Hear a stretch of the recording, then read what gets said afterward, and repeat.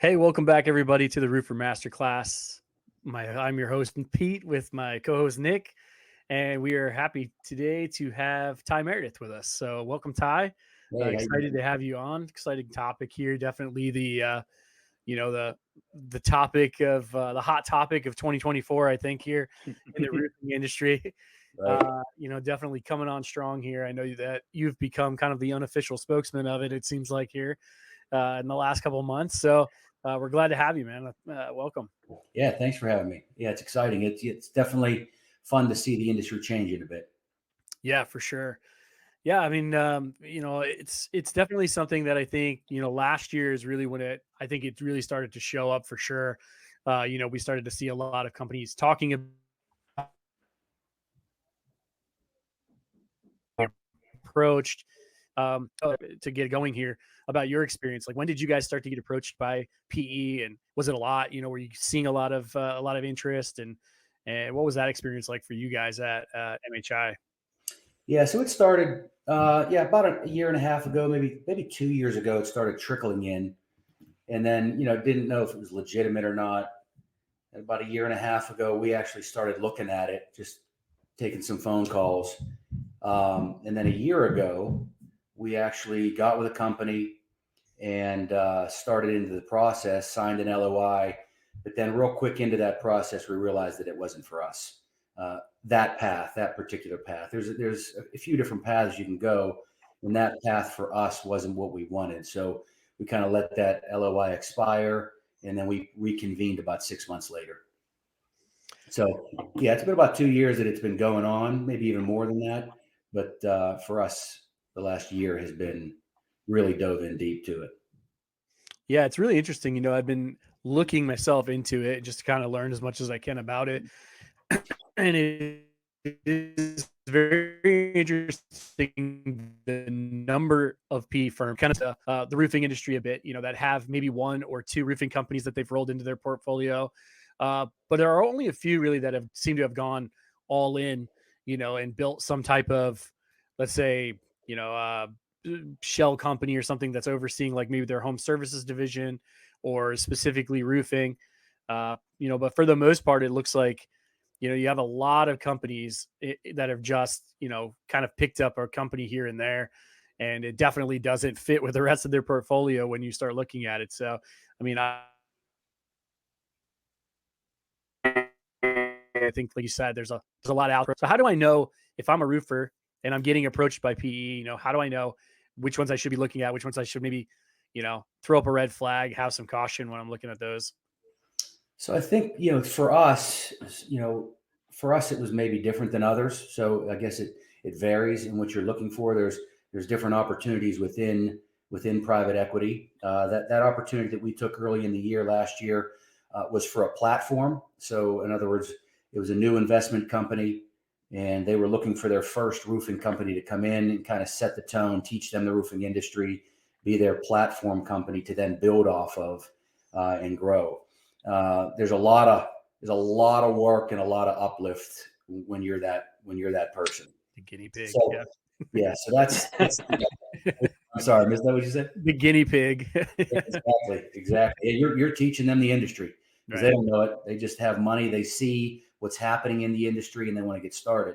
So that's a big uplift. And then the other options are that's already in place. Maybe they have one or two others, and now you're just rolling up into that and being added into the group as it grows. So those are kind of the options that are out there, and we wanted to be the latter. We wanted to be an add-on to maybe some systems and processes and things that were already in place. Where I was at in my career, I kind of wanted to either stay a year or two and then get out or get out. And then John, you guys know my business partner, John Bros, he's a worker. So he wanted to stay in and really dive in and grow it to that next level. So it just depends on, I guess, where you're at in life. If you're 60 years old and you're like, I want out of here, maybe you take option one. I mean option two, and you can get out a lot quicker. But, I'm kind of drawing a blank on the exact question you asked because you're breaking up. You're breaking up a little bit for Oh, me. sorry.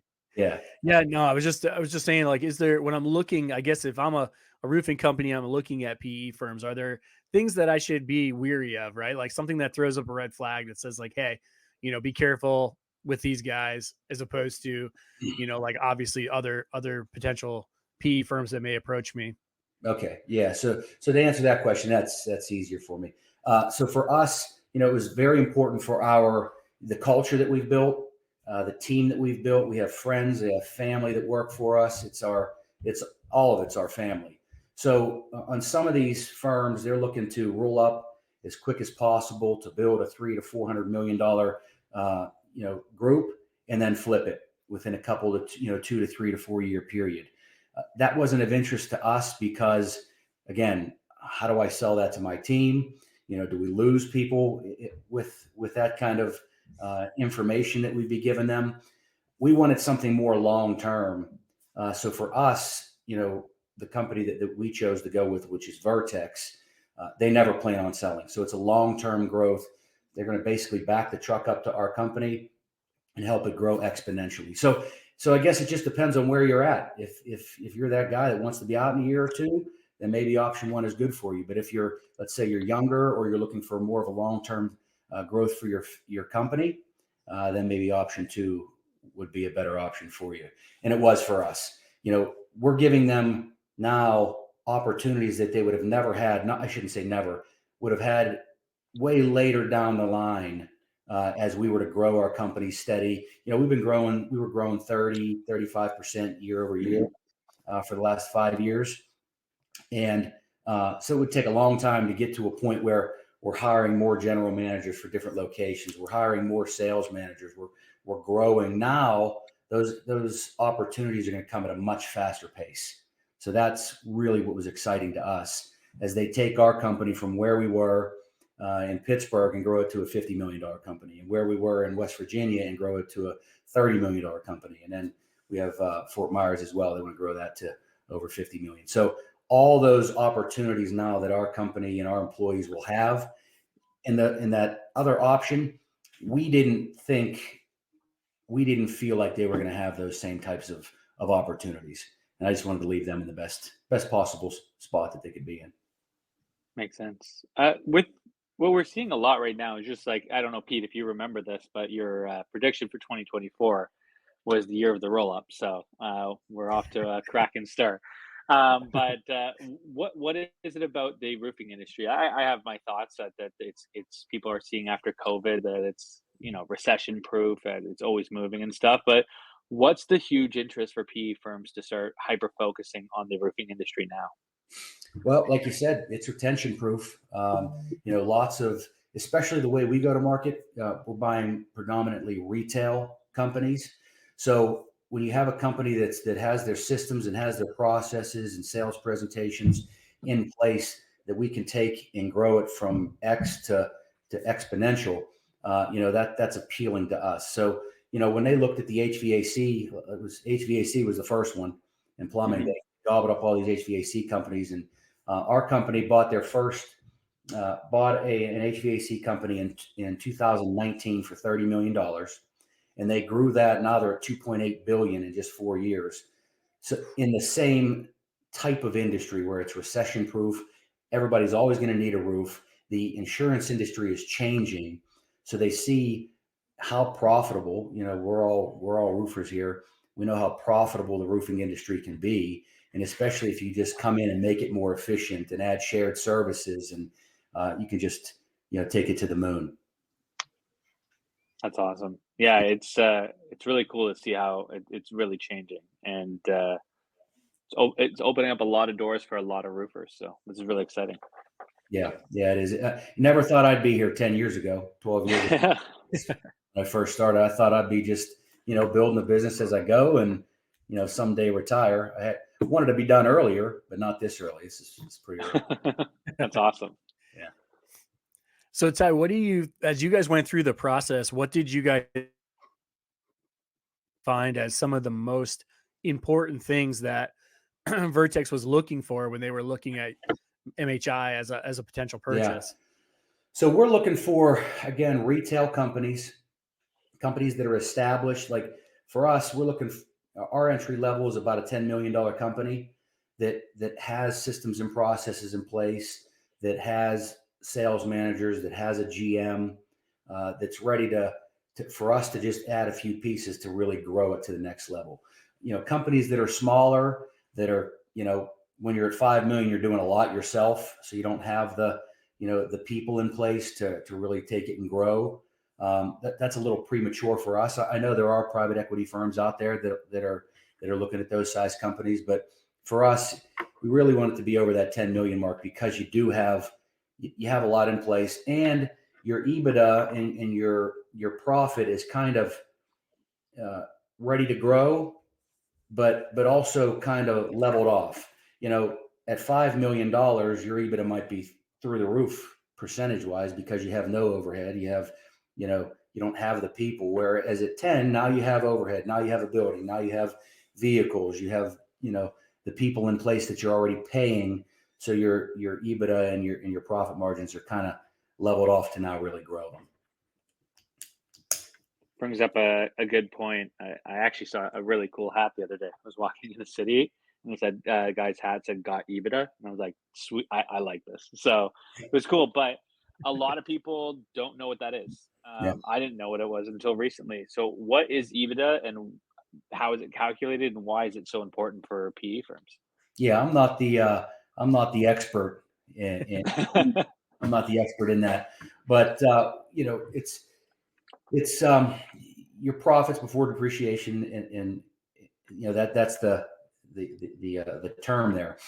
But basically, what we did is we hired a fractional CFO to come into our company to help us to understand our numbers and see exactly where we were, see some of the things that we could add back into that EBITDA to make it better, and some of the things that we had to take out to really know where our numbers were. Because a lot of people are like, oh yeah, I'm at 40% gross profit, and they don't even understand what net profit. I mean, in our other business with Ugly Roof, I've talked to hundreds of roofing contractors that have absolutely no idea where they're at and what their profit margins are. They're like, oh, we're at 40%. Well, no, your gross might be 40%. If you're at 40% net profit, you're killing it. Yeah. Hey, good for you. But really understanding your numbers, and I'm not the expert in that, but generally speaking, we want to see companies that are at least in that 10% or more range off of their volume. And a good fractional CFO who I can definitely recommend to folks. He came into my company, and in just a couple months, really just dissected everything, saw where we were at, and helped us understand our numbers a lot better.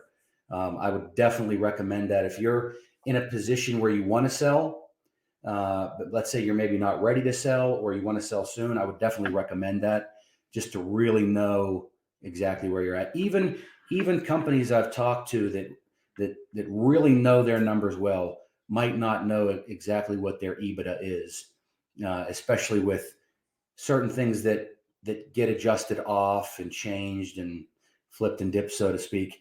And the guy that I used was so helpful, and now he understands it even more so, and what our particular company, Vertex, is looking for. But I don't want to speak too much into EBITDA because I'm not an expert in that. I'm not a financial guy. But if you're a company that's doing 10 million and have $1 million EBITDA, you're a good, solid company. Mm-hmm. And it's a viable option for a lot of these private equity companies to start looking at you. That's awesome. Do you find, Tad, that you guys are in the minority focusing specifically on the residential, on the retail side? I noticed when I looked that there's a lot of PE firms that have come into this industry that are focusing 100% of their energy on the commercial side of the business. Obviously looking for much larger companies, but you have just put all of their energy into the commercial side, and you guys have gone the opposite way. And do you find yourself to be on the rare side of the PE firms doing that? Yeah. So there's a handful that are just 100% retail focused. And then there's a handful that are in the mixed bag, that they want mostly retail, but they will take on some commercial in the right areas. And then there's companies that I never even talk to because I don't, I don't say commercial. Did you say commercial or storm? Yeah, commercial. Yeah, yeah, I noticed a lot of commercial work. yeah. So I'm not in that commercial world. I never even talked to anybody that was looking from a commercial standpoint. But there's a mixed bag. There's some that are all in on commercial. There's some that have a mixed bag, and then us who only deal with residential. And when I say residential, I mean retail as well, because there's a lot of companies that are storm, and we don't even go after storm companies with Vertex. Interesting. And then there's a mixed bag of those. There are some private equities that are going mostly retail, but they're also mixing in some storm. And then there are those that are just going after a bunch of storm because they understand that industry. And I never spoke with any of the storm companies because we're 100% retail in our markets. Even in Florida, where we do get storms, we only sell things 100% retail. Is there a reason why people kind of like shy away a little bit more from insurance versus retail? Yep. So retail's predictable. You know that you have continued growth. You're spending money on advertising. You're continuing to grow your company through your market. Whereas a storm, one year you might do 60 million, the next year you might do 30 million, and then 15 million, and then 60 million. So it's so up and down and hard to track. I just talked to a buddy of mine down in Florida. He had years where he did 30, 20, and then 60. So, for a company to come in and offer you money based off of $60 million in your EBITDA for that year is difficult because you might not get a storm next year. So it's harder for us to evaluate those companies compared to a retail company that's just steady growth. They market, they advertise, they're in there. Everybody knows them in their market. That's just more stable for us. Now, down the road, we might start adding in as we run out of retail companies to buy, because our goal is to grow this to the biggest, baddest roofing company there ever was. By 2030, we want to be at 5 billion and then beyond. So we have big growth goals in taking our companies and growing them organically and doing add-ons as we grow.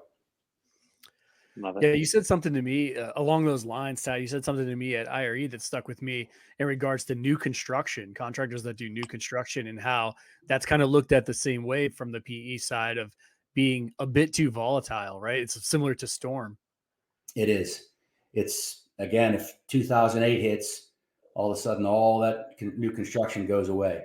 And there's a lot of companies that are top heavy in the new construction side of things. They're trying to have retail divisions and grow those divisions as well.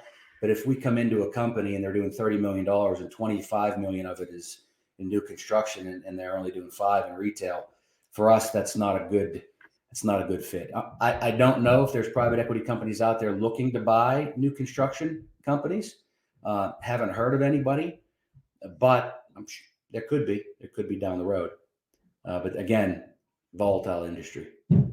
Now, are you guys, your PE specifically, are you guys targeting a specific area of the country, specific regions, or is it the idea to essentially have somebody everywhere?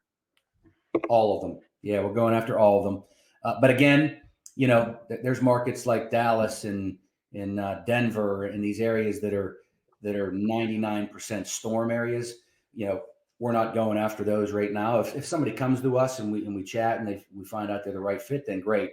We're just not targeting those areas right now. But we're looking to be, the biggest roofing company in the country. So eventually we'll have to be in all markets. That's pretty cool. Yeah, it's exciting. It's exciting to be part of something like this and help people understand the dream. It might be a dream for them.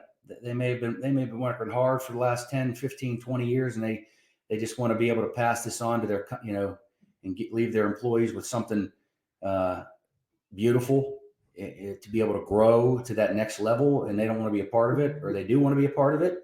Either option's available. That's what's nice about our company is either option's available to you. If you want out in a year, if you want out in 5 years, if you want to stay the distance, all those options are available to you, which is exciting. So That's really cool because I hear a lot of times when you get like absorbed through an acquisition or a roll up or something like that, you're kind of stuck with those golden handcuffs. And a lot of people sometimes tend to have struggle with that because, hey, I was the big boss man.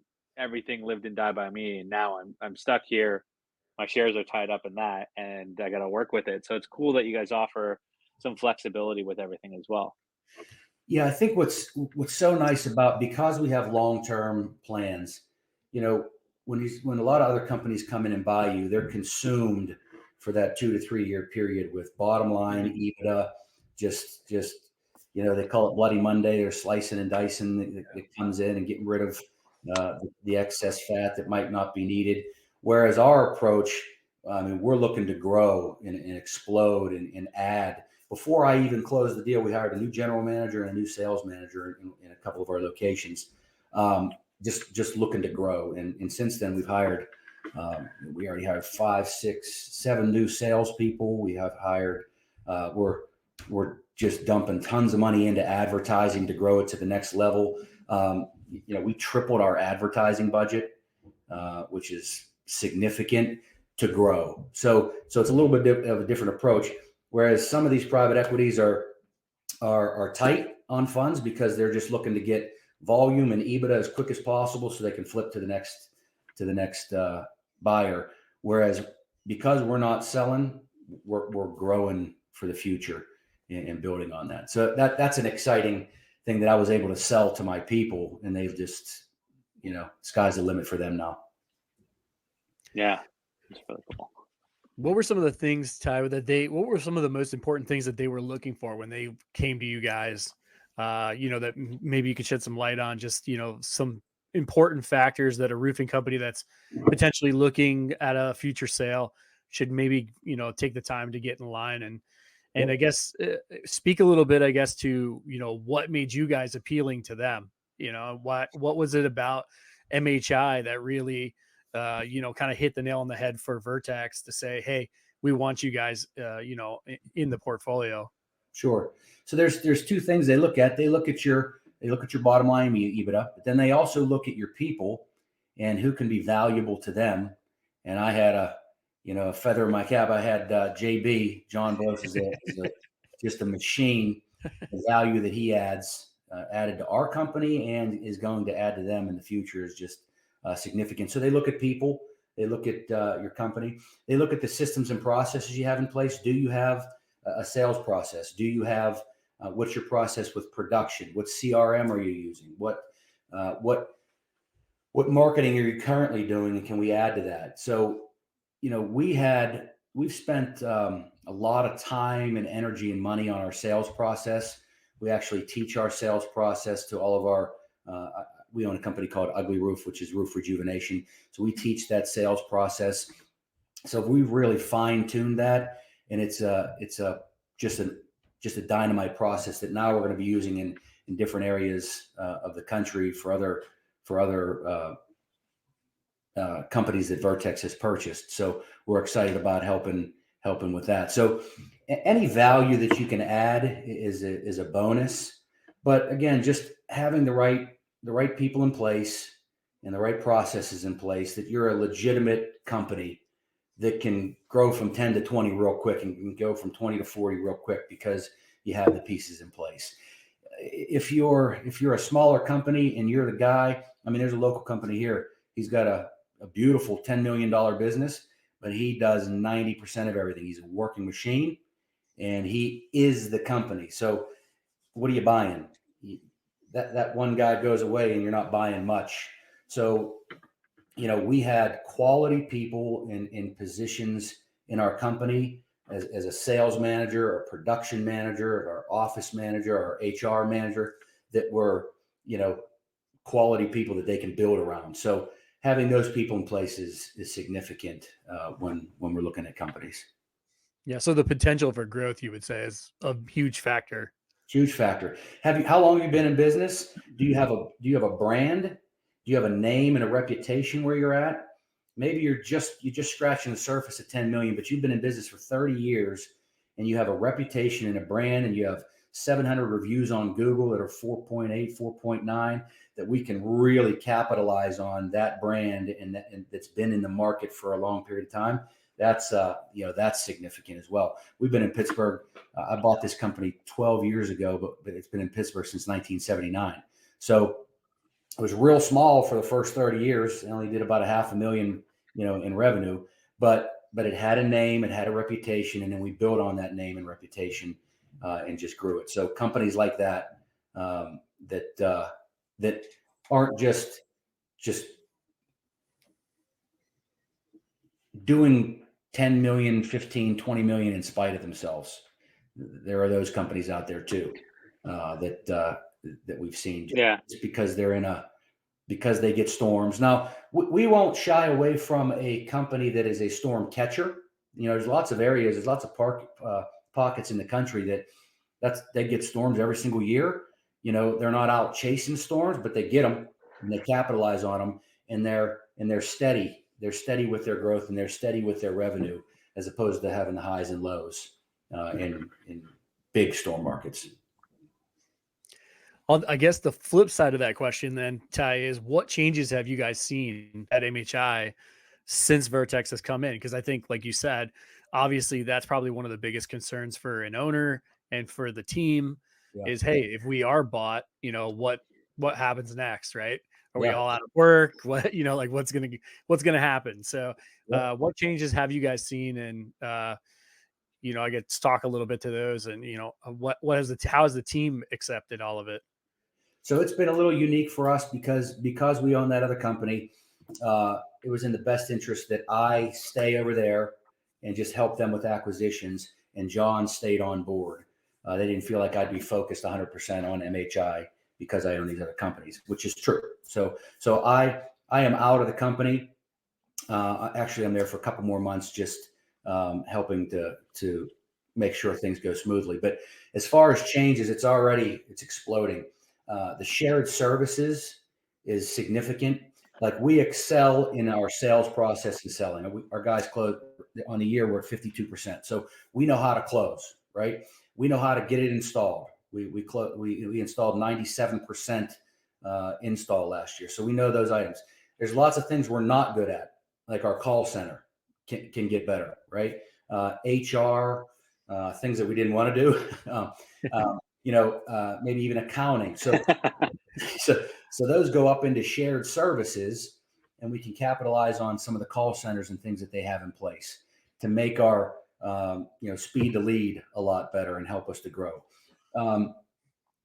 We did decent with advertising. We're on TV, and we do the SEO and all the different mailers, all the fun stuff, right? We do it all. But were we specialists in it? No, not at all. So now we have specialists that specialize in, okay, when should we place this commercial? How many commercials should we do? When should we send this flyer? All those things to help us from an advertising standpoint are significant. So a lot of the things that we weren't good at are now up into corporate, and shared services has taken those over, and they're helping us to be better there. Where we were good at in our sales and production, we're in control, and we're just now focused on that, on what we're good at, as opposed to being divided in all the different areas. And that's really what's exciting. And from the standpoint of how did our people take it, 2 days before I told our number one salesman, Cam Kinney, he's my cousin. I wanted to tell him first. He's been with me since day one, and just wanted to, had breakfast, and I told him first. And he goes, "You're not going to believe this. 2 days ago, I was telling my wife that I really have nowhere to go in this company. I'm kind of maxed out. He's in sales for us. There was really no room for a sales manager because we already had one. There wasn't a room for general manager because we already had one, and we weren't growing at rapid speed. Now he has opportunities instantly that he never had before." So that was really exciting. And when we sat down and told everybody, it was definitely emotional. It's emotional conversation, but it was just accepted so well, and they're all so excited to just see the growth and the opportunities that they would have had much later on down the line, especially for our key people. people that have been with us since day one, that are in management, that now have support like they never had before. It has been excellent. And I talked to a lot of the companies that got in before me into Vertex, talked to them in advance. My buddy Jason Reisman from Eustis and Jeff Brett from King Quality. We talked to them because they were there before us, and everything is just going so smoothly for them in their path to growth as well. And it's just an exciting opportunity. Now, John, JB, is the COO of the entire state of Florida. So now he's helping Jason, he's helping all these other companies implement things in that region. So just excited, very excited. Nice. So you guys are essentially standardizing the services across all the companies. Not necessarily standardizing, no.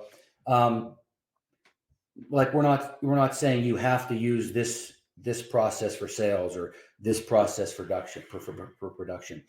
Everybody's working autonomously. It's your company, it's your brand. We're not changing your brand. That's why we bought you, is because your brand is your brand in the market, and we want to grow that brand. So you're doing what you're doing good, and then what you need help with, then you lean on us and say, hey, I need help with this. How can you help me? So we're not standardizing that. The only thing that we will be standardizing, and that I would say most private equities will at some point, is our CRM. We're all going to have to get on the same page with that so that everything is tracked properly. Sure. Don't know exactly what that's going to be and when that's going to be, but I'm sure that'll be a process. Yeah. Always is, right? Yeah. So somebody's asking here about our closing. The cool thing is, like, Pete. Good. Oh yeah. Did you want me to answer that? Me? Sorry. Yeah. Yeah. Go ahead with the close right there. Sorry, there was a little bit of a lag there. My bad. Yeah. So our guys, they get a lead. They go out to that lead, and if they run it, in other words, if they present price, that goes toward their closing percentage. The only time they won't present price is if it's a can't do, won't do, and that has to be approved by the sales manager. There's lots of projects that we won't do, like we're not going to, change out rafters. There's certain projects we don't do as a company. We do roofing, we do gutters, and occasionally we'll do a little bit of siding. But if they run the appointment, then it's counted. I would say that 70% of our sales are on a one call close basis, and then our guys have an opportunity to follow up for a couple of days, and the other 30% is on a after that first appointment. But so that customer, so if they go back out to that customer a second time, it's not counted as a second appointment. It's just that one customer is one appointment, to help you understand the closing percent a little better. For the last 2 years, 2 years ago in 2022, we closed at 51% across the board with 9 reps. Last year, we closed at 48% across the board with 12 reps. And this year, we're already started off in the same. And, we do attribute that to our, we do sell repairs and rejuvenation, and our average repair is $5,600. So, that they sell repairs as well. So when we're in the house, we're offering the homeowner the best option for them. They may not need a new roof replacement. They might just need a simple repair and a rejuvenation. So we'll sell them that. Or, but 75, 80% of the time they need a roof replacement. So we're about 80% roof replacement and 20% rejuvenation and roof replacement. So, when they looked at our company for purchase, our rejuvenation and repair side of the business is so profitable that it brought our total, EBITDA and profit margins up a lot higher than most. Hope that answered your question there. All of our guys. Really cool to see how like the repairs and everything actually the EBITDA. Make sure they talk about that a lot on being repair first minded and stuff like that. So it's really cool to see how that could. Yeah, our repair rejuvenation side of the business is at a 30% net profit. So it's extremely profitable side of the business. Really good. Yeah. I'm not sure if I'm breaking up or if you're breaking up. I didn't hear what you said there, buddy. Yeah, I think he's breaking up a little bit. Yeah. All of our guys are W-2. I guess just last week there was some new law or mandate that was put into place that eventually all companies are going to have to get out of that 1099 with sales reps. But we've been W-2 since day one. We personally never had any 1099 reps. Jacob asked a question here about rejuvenation. Do you want to speak a little bit to that, Ty, and what you guys do at Ugly Roof? Sure. So we're Ugly Roof. You go to uglyroof.com. You can check us out there. But Roof Rejuvenation is an oil that we spray onto the shingles that brings the asphalt of the shingle back to life. So it literally rejuvenates it, softens the shingle. It penetrates all the way down to the seal strip, so it seals that entire roof back down, and it makes it soft again so that you get granular retention. You don't have the curled shingles. You don't have the shingles that are dried out and brittle. Everything is soft again, so it brings it back to life. There's companies out there. There's a couple companies out there that do that, and we're just one of them. And it's been a real nice side to our business because it is so profitable. And when we go into a house with our sales process, it's just such a nice feeling that you're not trying to sell a roof at all cost. You have options for them. So we actually advertise for repairs. We go into the house. We do our inspection, and you get through the process. Mr. Jones, can you see that your roof is too far gone? You need a roof replacement. So then you go down the replacement path. Or Mr. Jones, your roof's in pretty good shape here. You just need a repair up here, and we can rejuvenate this and add 5 years of life to your roof for a fraction of the cost. Let's go down that path. So when you're in the house, you're not just trying to sell a roof at all costs. You have options for the homeowner, and it puts them at ease, makes it more of an ethical sale. When you're in the house, and it's really added to our closing percentage. Before we started that 4 years ago, our closing percentages were in the mid 30s, and we've really taken a lot of time. We hired a sales manager 2.5 years ago that just took the last couple of years and really honed in our process, and it's just a dynamite system now. And we teach that to our rejuvenation dealers. Fantastic. Yeah. Yes, the repair. Yeah, Mauricio. Definitely lead more replacements because it's only about 20% of the time that we can do a repair. The other 80% of the time we flip those. Cam Kinney, he's in a retail market. In a retail market, I don't know if you're in that type of market. If you have $1 million, $1.5 million, $1.5 million to $2 million sales rep, that's a very, very good rep. Cam consistently sells anywhere from 2.7 to 2.9 million. And he hated the thought of selling repairs 3 years ago. And he was the most reluctant to get on board. Now that's his favorite lead because he can convert, he can help that homeowner with whatever process. And like I said before, our average rejuvenation and repair is $5,600. So it's profitable for the company. We pay a higher commission on that for our sales reps, so they're making more money. So all of that, I guess, was very appealing to Vertex and how we can take that to help other companies do that as well to become more profitable. Because that's, even though I said we're building for the future and we're not consumed with EBITDA and bottom line, like some of the other private equities, we're concerned with it. So there's other things that we can add to our business to make all of our companies more profitable. And that's what we're trying to help them with in this process. It's a really interesting question here by Derek. Yeah. Is there any reason why, if your company does check all the boxes, if you've got the EBITDA that you need and you're a growing company, you've got the right people in place, let's say, is there any reason why you would not sell to PE? Is there, other than maybe a personal reason, maybe wanting to stay in the business, but are there any reasons why you would hold on to the company a little longer, maybe, and hold off selling? So I've seen some companies hold off for the reason you just said. I would never sell because I want to pass this on to my kids.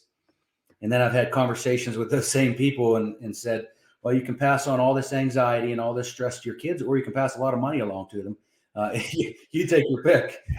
Where you want to be, or you want your kids to be productive members of society, but maybe the roofing business might not be the way to go. Let them do whatever they really want to do in life. But as far as for me, there was no reason not to. I just wanted to make sure that we picked the right firm to go with, to make sure that our people, my family, my friends were taken care of long term. That was just my number one concern. So I don't see any reason not to, unless the dollars and cents don't make, they don't line up. We were talking with a company recently, and the profits that he was making, he couldn't, he wasn't quite big enough. He was a little bit smaller than 10 million, and the dollars and cents didn't make sense. But once you get to that $10 million mark, they make a lot of sense. They just do. You're setting yourself up for the future. And then what's nice is in a lot of these private equities, you can roll money back in. So let's say you take a chunk of money and then you can roll money back in to the company that will then sell in that 3 to 4 year period. Those companies are looking at anywhere from a 3 to 5x on that money. So for simple math, you roll $1 million and you might get another 3 to 5 million in that period. Because we're building something so long term and so big, we're hoping for a lot better than that. But what's nice is within Vertex, there's opportunities to cash out really whenever you want to. So you don't have to hold for 10, 15, 20 years. If in 3 years you say, hey, I want out, I want to cash my chips out, then they'll let you know where they're at that time and you can decide to cash out your chips at that time. So when you're looking at these companies, just make sure you do your due diligence, find out what they're looking for, find out what they're offering you, find out what kind of support they're going to be giving you or not giving you. If you're just going to be running on your own and hopefully you increase, if they're going to be consumed and talking about why'd you lose money on this deal and why is your EBITDA down 0.5% on this deal, and like if they're going to be consumed with that, maybe that's not the way to go. You got to do what's best for you and your family and your company. And for us, this was the best option. Yeah, I love the flexibility piece. I think that's something that I don't think a lot of people realize is even an option when it comes to this. That you were able, like you said, you were able to kind of put yourself in a position. John was able to put himself in a different position there and still be active in the company. To have that flexibility to make those choices, I think is something that I don't think a lot of people realize they even have that option. So yeah, there's because of long-term growth, there's so much opportunity, not just with MHI Roofing, right? There's opportunity like John working for Vertex now. Like people, they can cherry pick people out of your company that are just dynamite people that can have room for growth within all of Vertex, which is going to be a multi-billion-dollar organization that they can have opportunities within. So it's not just the opportunity within, McClure Roofing or King Roofing. It's the opportunities that exist in the whole organization that are so exciting for the company. Cool. Awesome.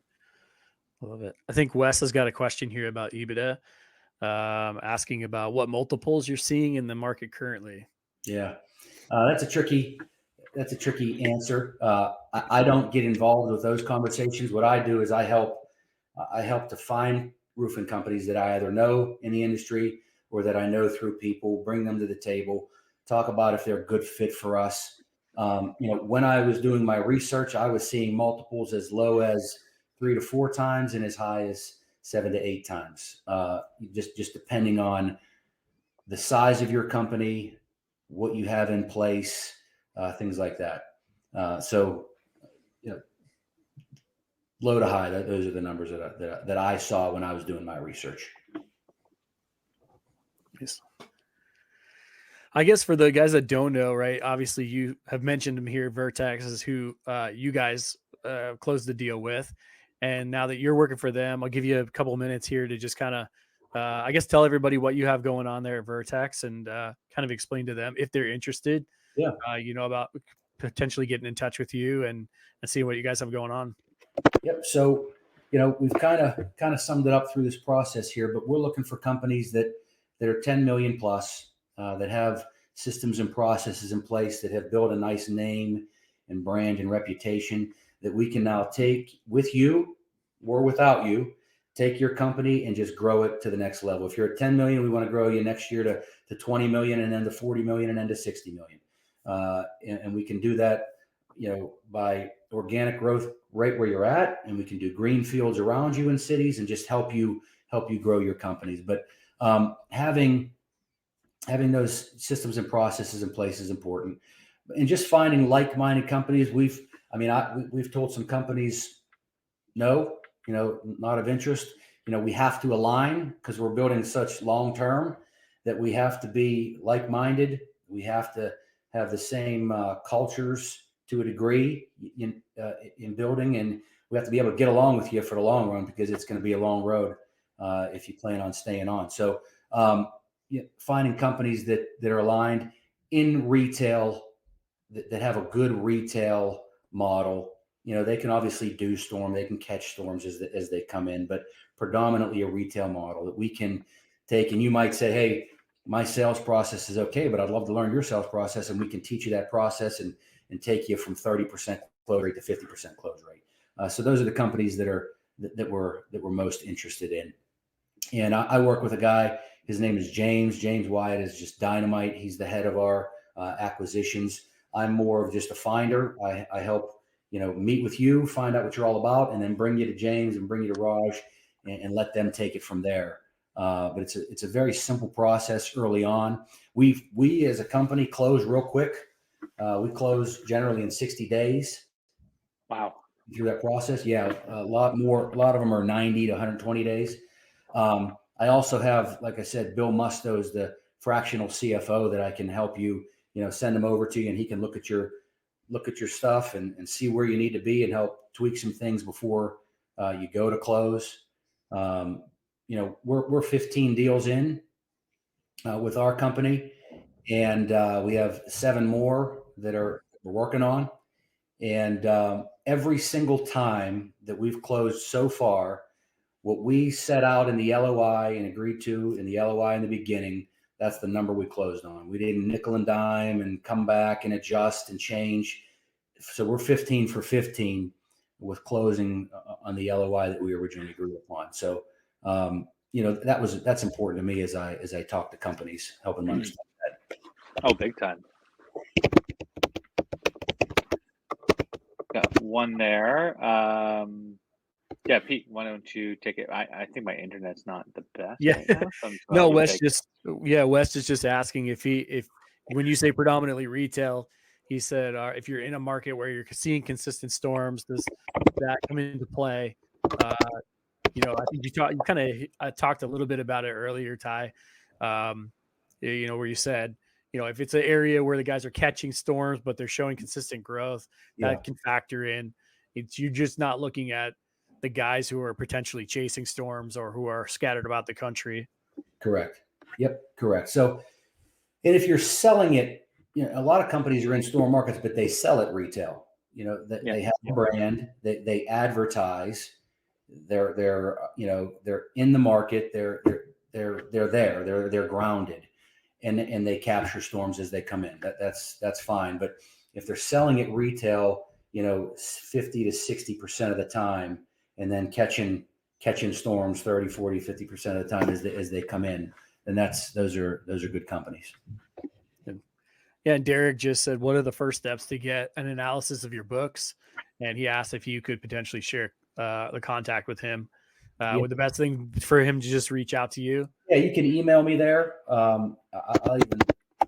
You suggest I can put my cell phone right in here. People can call me. I have no problem with that if you guys are good. That's fine. Yeah. So my email and my cell phone are right there. You can call me anytime, and I can help you through that. I can get you in, get your books in line. I can send you Bill. Bill can help you with that. He'll charge you whatever for, let's say, a month or a couple of weeks or whatever you may need. He'll look and see what you need, but he can get everything lined up for you so that these private equity, they need to see things a certain way. So he'll get you lined up so that everything's in line with what they all want to see and how they all want to see it. Nice. A lot of companies are on a cash basis. If you're in a cash basis and it's going great and things are organized, that's okay. But if you can get to an accrual basis, that's obviously better. But if you're in a position where you want to sell soon, don't start changing things. Don't start changing things now, because it's a long road to toe to get everything switched out. Nice. but I can get you Bill's information. Also, if you're a smaller company, let's say you're in that $5, $6, $7 million range, and you want to sell at some point, but you're just not ready. I do have some friends in the business that are helping companies help get the systems and processes in place to help them grow to that 10, 12, 14, mark, so that they are more appealing to private equity. So I have references there that I can send over to you as well. That's really cool. It really opens it up. It's cool to see how like the process and everything ties into it. And like we preach, well, we've called Pete Process Pete. So we preach it from the beginning, from those 1 to 5 and 5 to 10 million. And it's cool to see how it pays dividends literally and figuratively Yeah. on your back end there. So it's really cool to see how that what we've been preaching for the past couple of years, Pete, is right on Yeah. par for the trend here. Yeah, it's a huge piece of it. It's good to hear. Yep. Well, thank you, Ty. We really appreciate you jumping on. This has been a lot of really good information. Hopefully everybody that's been on here, has got a good feel for it now. I know this was educational for me. Like I said, I've been doing a lot of diving into it, just trying to learn, because obviously the landscape is changing in the roofing industry. So this was really good, really educational for myself.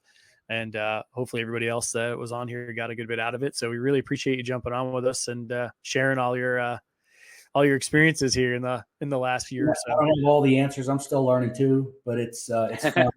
It's fun to be growing with them and working with them, just helping to find the right companies and grow it to where we want to be. But I really appreciate you guys, and we've been using your product for years and years, and it's just a phenomenal product. And getting to know you guys, and I know my dad's talked with Nick's dad, and they Yeah. we've known you guys for a while now, and we just appreciate. Thank you for having me on. I appreciate it. Yeah, absolutely, man. Thanks We for joining. appreciate it. Yeah. Thank you for jumping on, and thank you everybody for joining us. Hopefully it was an eye opener and educational for you to hear all of Ty's insights.